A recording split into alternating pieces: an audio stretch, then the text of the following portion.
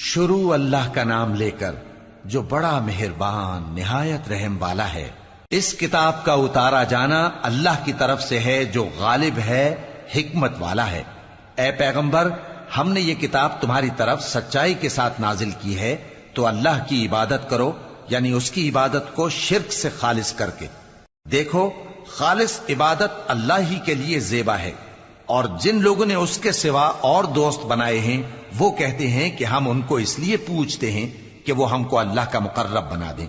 تو جن باتوں میں یہ اختلاف کرتے ہیں اللہ ان میں ان کا فیصلہ کر دے گا۔ بے شک اللہ اس شخص کو جو جھوٹا ناشکرا ہے ہدایت نہیں دیتا۔ اگر اللہ کسی کو اپنا بیٹا بنانا چاہتا تو اپنی مخلوق میں سے جس کو چاہتا منتخب کر لیتا۔ وہ پاک ہے، وہی ہے اللہ جو اکیلا ہے، بڑا زبردست ہے۔ اسی نے آسمانوں اور زمین کو تدبیر کے ساتھ پیدا کیا ہے، اور وہی رات کو دن پر لپیٹتا اور دن کو رات پر لپیٹتا ہے، اور اسی نے سورج اور چاند کو کام میں لگا رکھا ہے، سب ایک وقت مقرر تک چلتے رہیں گے۔ دیکھو، وہی غالب ہے، بخشنے والا ہے۔ اسی نے تم کو ایک جان سے پیدا کیا، پھر اس سے اس کا جوڑا بنایا، اور اسی نے تمہارے لیے چوپایوں میں سے 8 جوڑے بنائے۔ وہی تم کو تمہاری ماؤں کے پیٹ میں پہلے ایک طرح، پھر دوسری طرح 3 اندھیروں میں بناتا ہے۔ یہی اللہ تمہارا پروردگار ہے، اسی کی بادشاہی ہے، اس کے سوا کوئی معبود نہیں۔ پھر تم کہاں بہ کے جاتے ہو؟ اگر ناشکری کرو گے تو اللہ تم سے بے نیاز ہے، اور وہ اپنے بندوں سے ناشکری پسند نہیں کرتا، اور اگر شکر کرو گے تو وہ اس کو تمہارے لیے پسند کرتا ہے، اور کوئی بوجھ اٹھانے والا دوسرے کا بوجھ نہیں اٹھائے گا۔ پھر تم کو اپنے پروردگار کی طرف لوٹنا ہے، پھر جو کچھ تم کرتے رہے وہ تم کو بتا دے گا۔ وہ تو دلوں کی پوشیدہ باتوں تک سے آگاہ ہے۔ اور جب انسان کو تکلیف پہنچتی ہے تو اپنے پروردگار کو پکارتا ہے، اس کی طرف دل سے رجوع کرتا ہے، پھر جب وہ اس کو اپنی طرف سے کوئی نعمت دے دیتا ہے تو جس کام کے لیے پہلے اس کو پکارتا تھا اسے بھول جاتا ہے، اور اللہ کا شریک بنانے لگتا ہے تاکہ لوگوں کو اس کے رستے سے گمراہ کرے۔ کہہ دو کہ اے کافر نعمت، اپنی ناشکری کے باوجود تھوڑا سا فائدہ اٹھا لے، پھر تو دوزخیوں میں ہوگا۔ بھلا مشرک اچھا ہے یا وہ جو رات کے مختلف اوقات میں زمین پر پیشانی رکھ کر اور کھڑے ہو کر عبادت کرتا اور آخرت سے ڈرتا اور اپنے پروردگار کی رحمت کی امید رکھتا ہے۔ کہو، بھلا جو لوگ علم رکھتے ہیں اور جو علم نہیں رکھتے، کیا دونوں برابر ہو سکتے ہیں؟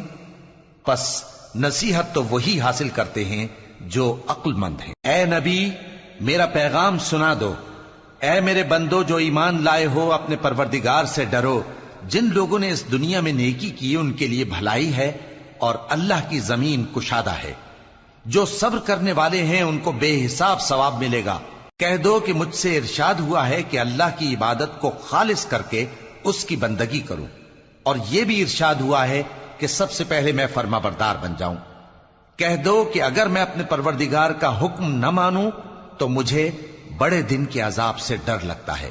کہہ دو کہ میں اپنے دین کو شرک سے خالص کر کے اللہ ہی کی عبادت کرتا ہوں، اب تم اس کے سوا جس کی چاہو پرستش کرو۔ کہہ دو کہ نقصان اٹھانے والے تو وہی لوگ ہیں جنہوں نے قیامت کے دن اپنے آپ کو اور اپنے گھر والوں کو نقصان میں ڈالا۔ دیکھو، یہی سراسر نقصان ہے۔ ان کے اوپر آگ کے سائبان ہوں گے اور نیچے اسی کے فرش ہوں گے۔ یہ وہ عذاب ہے جس سے اللہ اپنے بندوں کو ڈراتا ہے کہ اے میرے بندو، مجھی سے ڈرتے رہو۔ اور جنہوں نے اس بات سے پرہیز کیا کہ بتوں کو پوجیں اور اللہ کی طرف رجوع کیا، ان کے لیے بشارت ہے۔ تو میرے بندوں کو بشارت سنا دو، جو بات کو غور سے سنتے ہیں پھر سب سے اچھی باتوں کی پیروی کرتے ہیں۔ یہی وہ لوگ ہیں جن کو اللہ نے ہدایت دی، اور یہی عقل والے ہیں۔ بھلا جس شخص پر عذاب کا حکم صادر ہو چکا ہو تو کیا تم اسے جو دوزخ میں پڑا ہو نکال سکتے ہو؟ لیکن جو لوگ اپنے پروردگار سے ڈرتے ہیں ان کے لیے اونچے اونچے محل ہیں جن کے اوپر بالا خانے بنے ہوئے ہیں اور ان کے نیچے نہریں بہ رہی ہیں۔ یہ اللہ کا وعدہ ہے، اللہ وعدے کے خلاف نہیں کرتا۔ کیا تم نے نہیں دیکھا کہ اللہ آسمان سے پانی نازل کرتا، پھر اس کو زمین میں چشمے بنا کر جاری کرتا، پھر اس سے کھیتی اگاتا ہے جس کے طرح طرح کے رنگ ہوتے ہیں، پھر وہ تیار ہو جاتی ہے، پس تم اس کو دیکھتے ہو کہ زرد ہو گئی ہے، پھر اسے چورا چورا کر دیتا ہے۔ بے شک اس میں عقل والوں کے لیے نصیحت ہے۔ بھلا جس شخص کا سینہ اللہ نے اسلام کے لیے کھول دیا ہو، سو وہ اپنے پروردگار کی طرف سے روشنی پر ہو، تو کیا وہ سخت دل کافر کی طرح ہو سکتا ہے؟ پس ان پر افسوس ہے جن کے دل اللہ کی یاد سے غافل اور سخت ہو رہی ہیں، اور یہی لوگ سراسر گمراہی میں ہیں۔ اللہ نے نہایت اچھی باتیں نازل فرمائی ہیں، یعنی کتاب جس کی آیتیں باہم ملتی جلتی ہیں اور دہرائی جاتی ہیں۔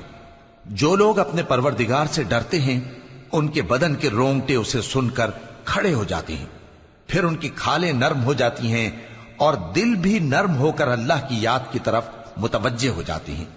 یہی اللہ کی ہدایت ہے، وہ اس سے جس کو چاہتا ہے ہدایت دیتا ہے، اور جس کو اللہ گمراہ رہنے دے اس کو کوئی ہدایت دینے والا نہیں۔ بھلا جو شخص قیامت کے دن اپنے چہرے پر برے عذاب کو روکتا ہو، کیا وہ ویسا ہو سکتا ہے جو چین میں ہو؟ اور ظالموں سے کہا جائے گا کہ جو کچھ تم کرتے رہے تھے اب اس کے مزے چکھو۔ جو لوگ ان سے پہلے تھے انہوں نے بھی تکذیب کی تھی، تو ان پر عذاب ایسی جگہ سے آ گیا کہ ان کو خبر ہی نہ تھی۔ پھر ان کو اللہ نے دنیا کی زندگی میں رسوائی کا مزہ چکھا دیا، اور آخرت کا عذاب تو بہت ہی بڑا ہے۔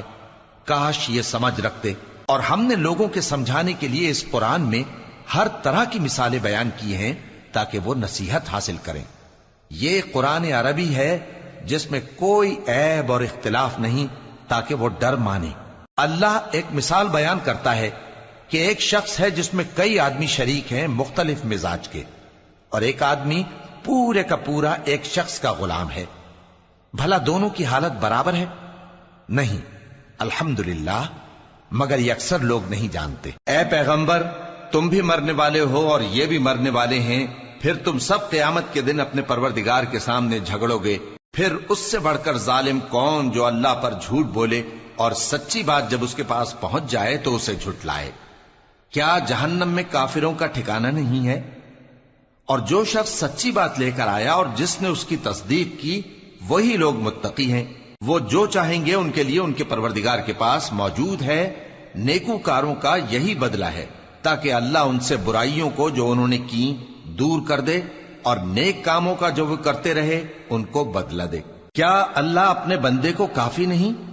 اور اے نبی، یہ تم کو ان لوگوں سے جو اللہ کے سوا ہیں یعنی غیر اللہ سے ڈراتے ہیں، اور جس کو اللہ گمراہ رہنے دے اسے کوئی ہدایت دینے والا نہیں، اور جس کو اللہ ہدایت دے اس کو کوئی گمراہ کرنے والا نہیں۔ کیا اللہ عزت والا بدلہ لینے والا نہیں ہے؟ اور اگر تم ان سے پوچھو کہ آسمانوں اور زمین کو کس نے پیدا کیا تو کہہ دیں گے کہ اللہ نے۔ کہو کہ بھلا دیکھو تو جن کو تم اللہ کے سوا پکارتے ہو، اگر اللہ مجھ کو کوئی تکلیف پہنچانی چاہے تو کیا وہ اس تکلیف کو دور کر سکتی ہیں؟ یا اگر وہ مجھ پر مہربانی کرنا چاہے تو کیا وہ اس کی مہربانی کو روک سکتے ہیں؟ کہہ دو کہ مجھے اللہ ہی کافی ہے، بھروسہ رکھنے والے اسی پر بھروسہ رکھتے ہیں۔ کہہ دو کہ اے قوم، تم اپنی جگہ عمل کیے جاؤ، میں اپنی جگہ عمل کیے جاتا ہوں۔ ان قریب تم کو معلوم ہو جائے گا کہ کس پر عذاب آتا ہے جو اسے رسوا کرے گا، اور کس پر ہمیشہ کا عذاب نازل ہوتا ہے۔ ہم نے تم پر یہ کتاب لوگوں کی ہدایت کے لیے سچائی کے ساتھ نازل کی ہے، تو جو شخص ہدایت پاتا ہے تو اپنے بھلے کے لیے، اور جو گمراہ ہوتا ہے تو گمراہی سے اپنا ہی نقصان کرتا ہے۔ اور اے پیغمبر، تم ان کے ذمہ دار نہیں ہو۔ اللہ لوگوں کے مرنے کے وقت ان کی روحیں قبض کر لیتا ہے، اور جو مرے نہیں ان کی روحیں سوتے میں قبض کر لیتا ہے۔ پھر جن پر موت کا حکم کر چکتا ہے ان کو روک رکھتا ہے، اور باقی روحوں کو ایک وقت مقرر تک کے لیے چھوڑ دیتا ہے۔ جو لوگ غور و فکر کرتے ہیں ان کے لیے اس میں نشانیاں ہیں۔ کیا انہوں نے اللہ کے سوا اور سفارشی بنا لیے ہیں؟ کہو کہ خواہ وہ کسی چیز کا بھی اختیار نہ رکھتے ہوں اور نہ کچھ سمجھتے ہی ہوں تب بھی کہہ دو کہ سفارش تو سب اللہ ہی کے اختیار میں ہے، اسی کے لیے آسمانوں اور زمین کی بادشاہت ہے، پھر تم اسی کی طرف لوٹ کر جاؤ گے۔ اور جب ایک اکیلے اللہ کا ذکر کیا جاتا ہے تو جو لوگ آخرت پر ایمان نہیں رکھتے ان کے دل گھٹ جاتے ہیں، اور جب اللہ کے سوا اوروں کا ذکر کیا جاتا ہے تو فوراً خوش ہو جاتے ہیں۔ کہو کہ اے اللہ، اے آسمانوں اور زمین کے پیدا کرنے والے، پوشیدہ اور ظاہر کے جاننے والے، تو ہی اپنے بندوں میں ان باتوں کا جن میں وہ اختلاف کرتے رہے ہیں فیصلہ کرے گا۔ اور اگر ظالموں کے پاس وہ سب مال و متاع ہو جو زمین میں ہے اور اس کے ساتھ اسی قدر اور ہو تو قیامت کے روز برے عذاب سے رہائی پانے کے بدلے میں دے ڈالیں، اور ان پر اللہ کی طرف سے وہ امر ظاہر ہو جائے گا جس کا ان کو خیال بھی نہ تھا، اور ان کے اعمال کی برائیاں ان پر ظاہر ہو جائیں گی، اور جس عذاب کی وہ ہنسی اڑاتے تھے وہ ان کو آ گھیرے گا۔ سو جب انسان کو تکلیف پہنچتی ہے تو ہمیں پکارنے لگتا ہے، پھر جب ہم اس کو اپنی طرف سے نعمت بخشتے ہیں تو کہتا ہے کہ یہ تو مجھے میرے علم و دانش کے سبب ملی ہے۔ نہیں، بلکہ وہ آزمائش ہے، مگر ان میں سے اکثر نہیں جانتے۔ جو لوگ ان سے پہلے تھے وہ بھی یہی کہا کرتے تھے، تو جو کچھ وہ کیا کرتے تھے ان کے کچھ کام نہ آیا، آخر ان پر ان کی برائیوں کا وبال پڑ گیا۔ اور جو لوگ ان میں سے ظلم کرتے رہے ہیں ان پر بھی ان کے برے اعمال کا وبال عنقریب پڑے گا، اور وہ اللہ کو عاجز نہیں کر سکتے۔ کیا ان کو معلوم نہیں کہ اللہ ہی جس کے لیے چاہتا ہے رزق کو فراخ کر دیتا ہے اور جس کے لیے چاہتا ہے تنگ کر دیتا ہے؟ جو لوگ ایمان لاتے ہیں ان کے لیے اس میں بہت سی نشانیاں ہیں۔ اے پیغمبر، میری طرف سے لوگوں کو کہہ دو کہ اے میرے بندو، جنہوں نے اپنی جانوں پر زیادتی کی ہے، اللہ کی رحمت سے نا امید نہ ہونا۔ اللہ تو سب گناہوں کو بخش دیتا ہے، بے شک وہی تو ہے بڑا بخشنے والا، بڑا مہربان۔ اور اس سے پہلے کہ تم پر عذاب آ واقع ہو، اپنے پروردگار کی طرف رجوع کرو اور اس کے فرما بردار ہو جاؤ، ورنہ بعد میں تم کو مدد نہیں ملے گی۔ اور اس سے پہلے کہ تم پر ناگہاں عذاب آ جائے اور تم کو خبر بھی نہ ہو، اس نہایت اچھی کتاب کی جو تمہارے پروردگار کی طرف سے تمہاری جانب نازل ہوئی ہے پیروی کرو۔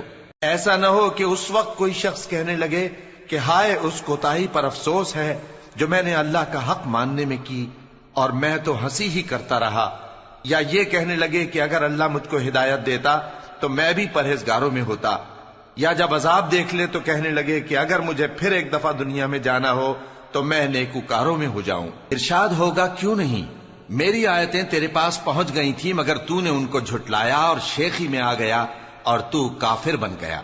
اور اے مخاطب، جن لوگوں نے اللہ پر جھوٹ بولا تم قیامت کے دن دیکھو گے کہ ان کے چہرے سیاہ ہو رہے ہوں گے۔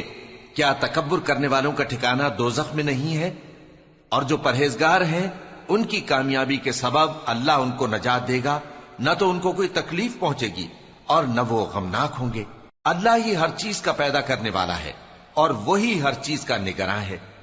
اسی کے پاس آسمانوں اور زمین کی کنجیاں ہیں، اور جنہوں نے اللہ کی آیتوں سے کفر کیا وہی نقصان اٹھانے والے ہیں۔ کہہ دو کہ اے نادانو، تو کیا تم مجھ سے یہ کہتے ہو کہ میں غیر اللہ کی پرستش کرنے لگوں؟